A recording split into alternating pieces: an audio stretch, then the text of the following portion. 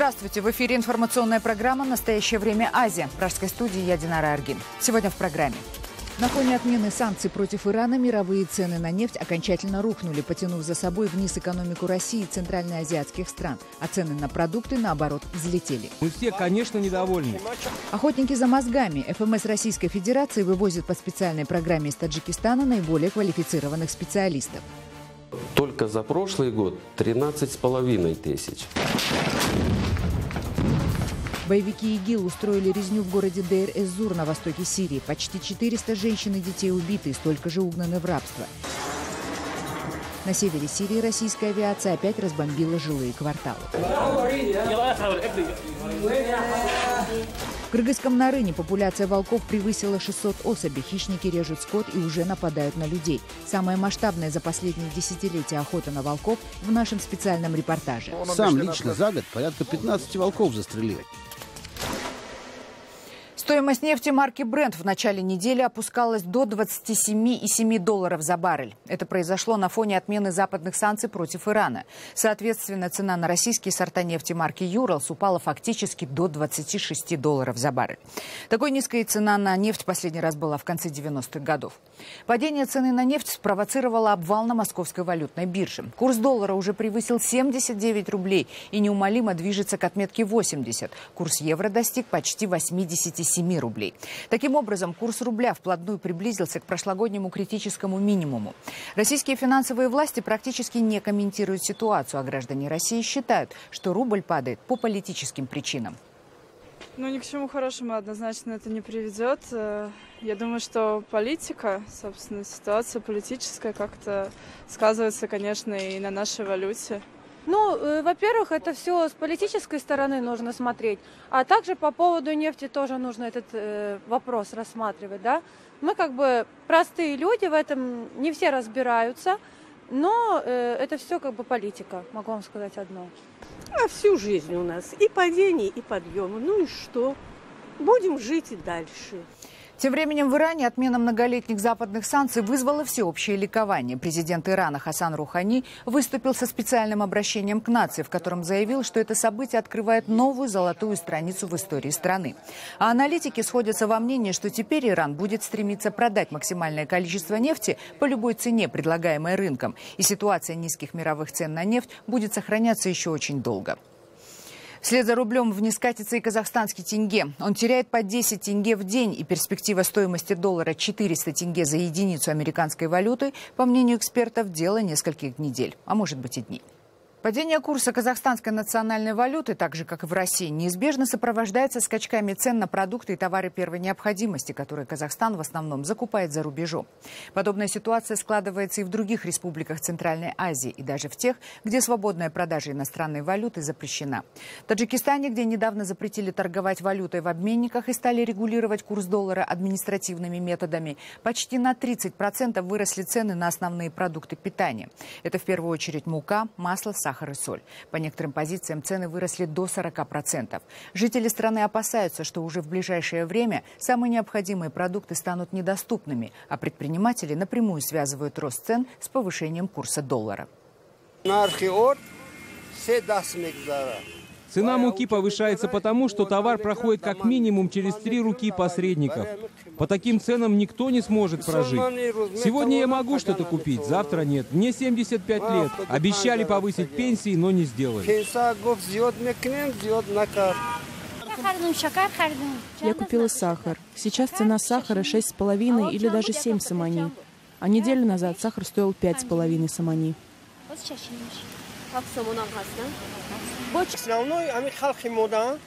Наш народ в основном употребляет муку, сахар и масло. Если цена на эти товары дешевая, никаких проблем не будет. Но если они так дорожают, мы все, конечно, недовольны. К примеру, мы покупаем иранское мясо за доллары. Им наши самани не нужны. Раньше мы покупали у них мясо за 24 самани и продавали за 26-27 самани. Теперь оно стоит 31 самани, и мы уже не покупаем у них мясо. Экономический кризис становится причиной миграции из Центральной Азии ее коренных жителей. Уезжают квалифицированные специалисты, в которых заинтересована также и Россия. В частности, в Таджикистане филиал Федеральной миграционной службы Российской Федерации выдает разрешительные документы на переселение наиболее образованным и работоспособным жителям республики. Наш корреспондент Анушервон Арипов продолжит тему. Понравилась больше всего Липецкая область. Почему? Потому что по моей профессии там больше всего работы. Мухаммад Озод Сидиков недавно получил свидетельство на переселение в Россию вместе с семьей. Несмотря на то, что молодой человек довольно успешен, в свои 30 лет он возглавляет рекламный отдел крупной компании, а его мать и сестра тоже неплохо зарабатывают. Они решили покинуть родину вместе. В благополучной таджикской семье считают, что в России их ждет лучшее будущее и большие возможности. Но переселяться будут еще не скоро, через 2 года. А все это время собираются копить деньги, чтобы хватило, пока все будут искать работу там. Во-первых, нужно будет собрать капитал, потому что мы едем на свои средства. Не знаю, почему-то идея с подъемными мне не понравилась. Не знаю, может, просто не доверяю. Лучше перестраховаться и поехать на свои средства и надеяться на себя. Только за прошлый год по программе содействия соотечественникам свидетельства на переселение в Россию получили около 1200 семей. И с каждым годом количество желающих переехать в другую страну на постоянное место жительства растет. В представительстве ФМС в Таджикистане признаются, программой интересуются так много людей, что им не хватает рук на всех. Запись в очередь на собеседование и консультации идет уже на июнь. На консультации, на собеседование обратилось именно по программе 26,5 тысяч человек. Начиная с 2013 года и закрывая прошлый год.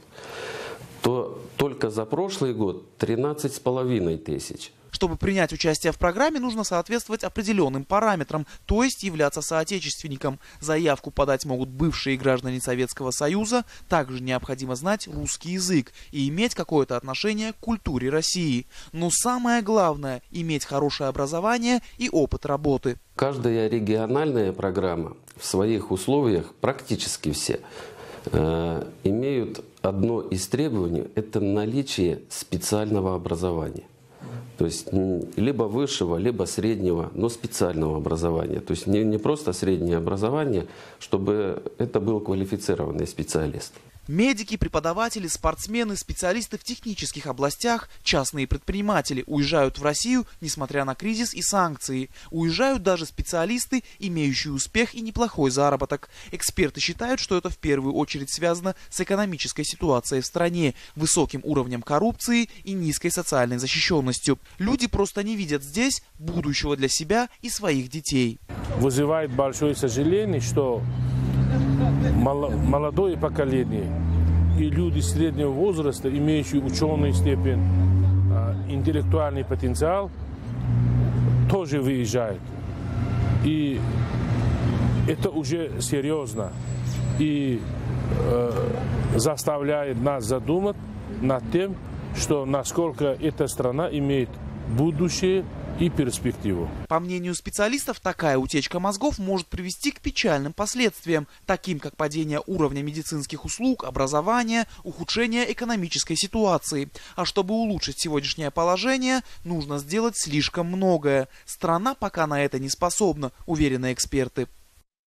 Между тем, количество желающих выехать в Россию продолжает расти. Число получивших российское гражданство таджикистанцев за последние 20 лет по разным источникам варьируется от 200 до 500 тысяч, что для 8-миллионной страны немало. Анушервон Арипов, Насим Исамов. Настоящее время. Таджикистан. Далее в программе. Боевики ИГИЛ устроили резню в городе Дейр-эз-Зур на востоке Сирии. Почти 400 женщин и детей убиты, и столько же угнаны в рабство. На севере Сирии российская авиация опять разбомбила жилые кварталы. В Кыргызском Нарыне популяция волков превысила 600 особей. Хищники режут скот и уже нападают на людей. Самая масштабная за последние десятилетия охота на волков в нашем специальном репортаже. Сам лично за год порядка 15 волков застрелил. Артиллерия так называемого исламского государства нанесла удар по турецкому городу Килис, который расположен на границе Сирии и Турции. Обстрел целенаправленно велся по одной из школ города. В сторону Килиса было выпущено 3 снаряда. 2 из них упали в поле рядом со школой, а 3-й снаряд все-таки попал на ее территорию. В результате погибла одна из сотрудниц школы, еще одна ученица была госпитализирована с ранениями. Системы слежения показали, что обстрел велся из районов, контролируемых исламистами. Напомним, что после недавнего теракта в Стамбуле турецкий премьер-министр Ахмед Давутоглу обещал обрушить всю мощь турецкой военной авиации на ИГИЛ, если нападения не прекратятся. Турция обладает самой мощной авиационной группировкой в регионе. Если они еще раз попытаются устроить теракты против наших граждан или против гостей нашей страны, они должны знать, что мы будем мстить. Сейчас мы продолжаем их наказывать, атакуя их с земли при помощи артиллерии. Но если будет необходимость, мы нанесем уничтожающие удары с воздуха. Тем временем боевики ИГИЛ устроили настоящую бойню в пригородах сирийского города Дайр-эз-Зор. Жертвами зверств стали, по разным оценкам, от 250 до 350 человек. В основном это члены семей военнослужащих сирийской правительственной армии. 400 человек были угнаны в рабство. Вы видите кадры, которые распространяют мировые телеканалы со ссылкой на пропагандистские структуры ИГИЛ. Боевики, ворвавшись в городские кварталы, расстреливают всех, кто попадается им на пути. 200-тысячный город Дайр-эз-Зор является стратегическим пунктом, который разделяет сирийскую и иракскую части так называемого исламского государства пополам. И вот уже почти год подразделения сирийской армии обороняют его практически в полном окружении. Почти ежедневно исламисты совершают атаки с целью овладеть городом, и на этот раз им удалось ворваться в пригороды. И хотя они были выбиты оттуда, последствия этой атаки были ужасающими. Свое нападение исламисты осуществили ровно в тот момент, когда российское военное командование объявило о создании воздушного моста по доставке в Дайр-эз-Зор гуманитарной помощи. Голодающему городу было сброшено порядка 22 тонн продовольствия. Сейчас неизвестно, какая часть этих грузов досталась жителям города.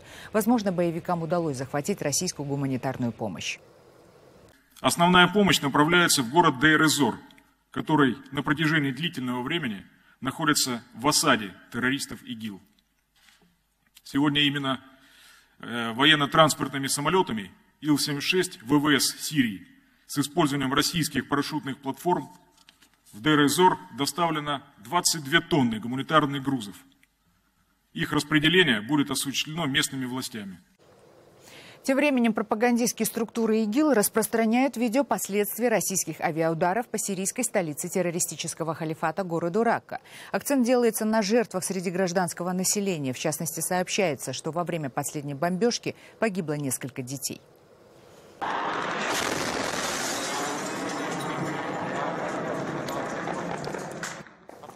А это кадры северо-запада Сирии, которые распространяет агентство Рейтер. На них последствия российского авиаудара по позициям так называемых умеренных сирийских повстанцев в Старом Алеппо. Как сообщают сирийские правозащитники, в результате бомбежки погибло более 10 гражданских лиц и было ранено большое количество детей. Между тем, военное командование Соединенных Штатов сегодня распространило кадры авиаудара 2 900-килограммовыми бомбами по банку ИГИЛ в иракском городе Мосул. Как сообщала CNN, американцы долго сомневались, наносить ли этот удар из-за возможных жертв среди мирного населения. В конце концов, удар был нанесен, несмотря на жертвы. Как сообщается, от мощнейших взрывов погибло как минимум 50 гражданских лиц. Основной банк, из которого велось финансирование террористической деятельности ИГИЛ, был уничтожен, а заодно стерты с лица земли несколько близлежащих кварталов. Вот видео последствий этого авиаудара.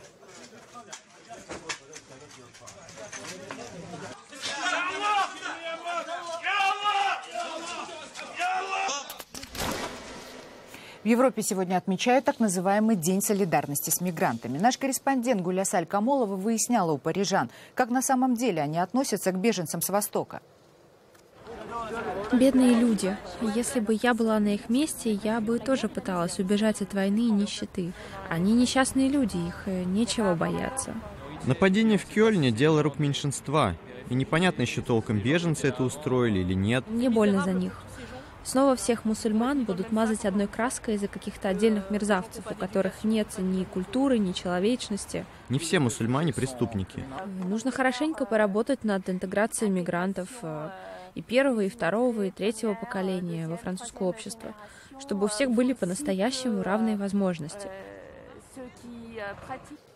В Восточной Европе, в частности в Чехии, разворачивается настоящая антиисламская кампания, которую поддерживают высшие государственные чиновники. Президент страны Милош Земан сделал очередное ксенофобское заявление в адрес мусульман.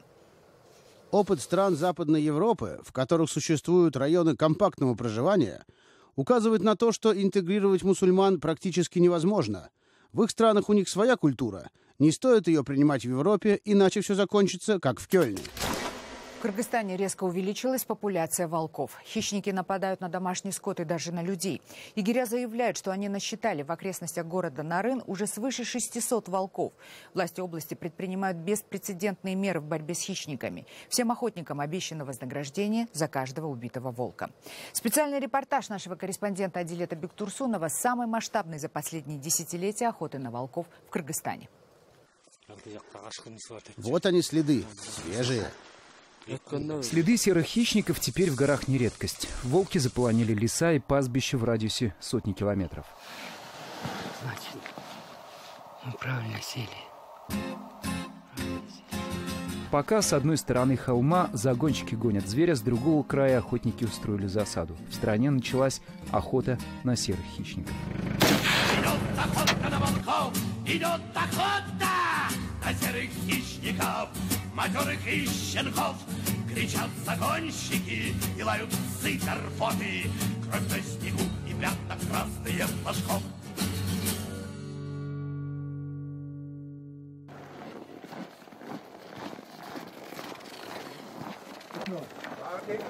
В Атбашинском отделе охотничьего надзора шкуры отстрелянных животных. За прошлый год убито свыше 30 хищников.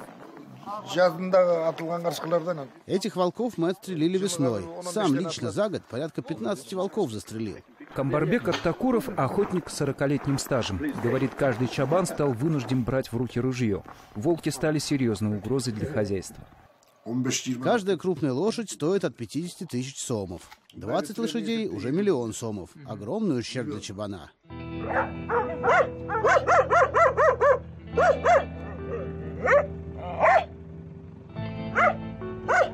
Государство с недавних времен начало поощрять отстрел. В этом году за каждого убитого волка власти дают свыше $60. Цены за убитого волка увеличили. За одного волка дают 5000 сомов. Еще 5000 сомов в качестве премии выдает сельский совет за каждого убитого волка.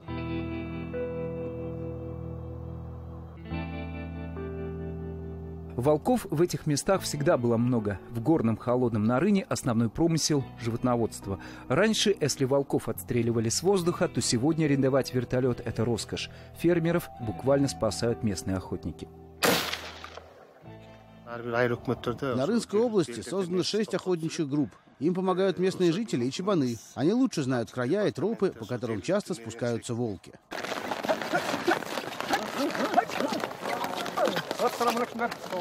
На охоту жители села Акджар выдвигаются задолго до рассвета, заряженными ружьями и с надеждой вернуться с трофеем. Я с Камчой иду на волка. У нас на поселок всего 2 или 3 ружья. Если повезет, подстрелим, а так хотя бы попугаем. Завтра придут еще 2 охотника с хорошими ружьями. Они вам помогут. Вы, главное, гоните волка вниз, а они их там встретят. Охотники предупреждают, у хищника отлично развиты все органы чувств. Без белого камуфляжа можно спугнуть волка. Будем надеяться, что не заметят.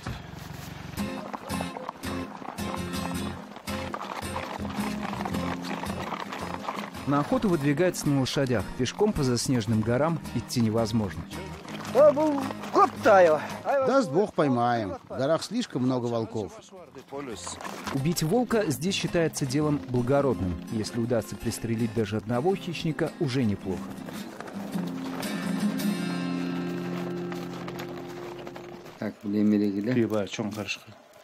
О Даамате Джумалиеве в Джунгале слагают целые легенды. 2 года назад ему удалось поймать живого волка. 60-килограммовый зверь попался в ловушку. Поймал в местности Дунгарома, попался в петлю. У нас в Джунгале 2-3 поселка сейчас страдают от волков. Глава охотничьего хозяйства Доумат Джумалиев подсчитывает нанесенный хищникам ущерб. 2 лошади за неделю, $2000 в воздух. Это еще не считая загрызенных овец и коз. Когда надеяться не на кого, приходится воевать самому.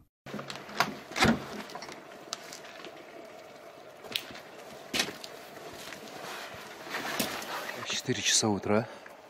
Мы идем в горы. Жители Чаека на войну с волками вышли на внедорожники.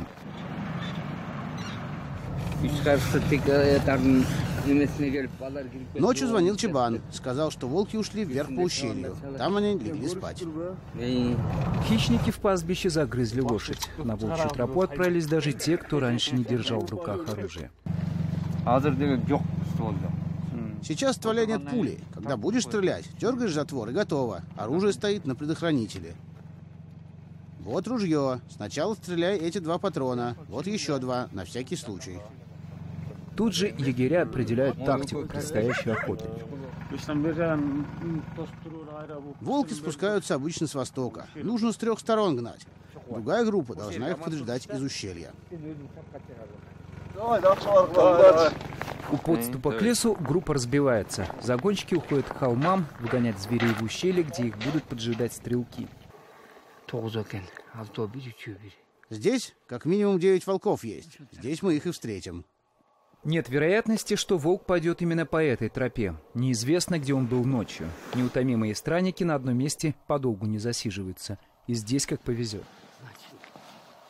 Мы правильно сели.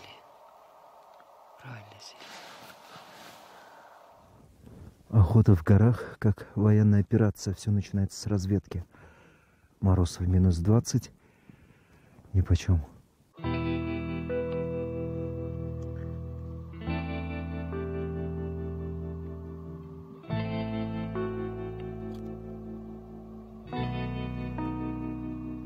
В суровых условиях волка порой приходится выжидать часами. Выследить зверя сложно, окрас шерсти сливается с окружающей средой.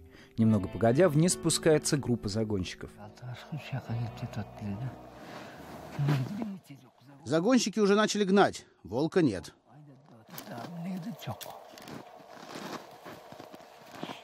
Сегодня неудачный день. Волка не повстречали. В горах лишь одиноко бродячие лисы.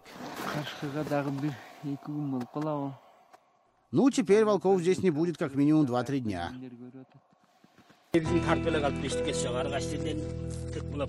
От волчьих клыков погибла еще одна скотина. Пока ловили зверя в лесу, ночью стая напала на соседнее пастбище.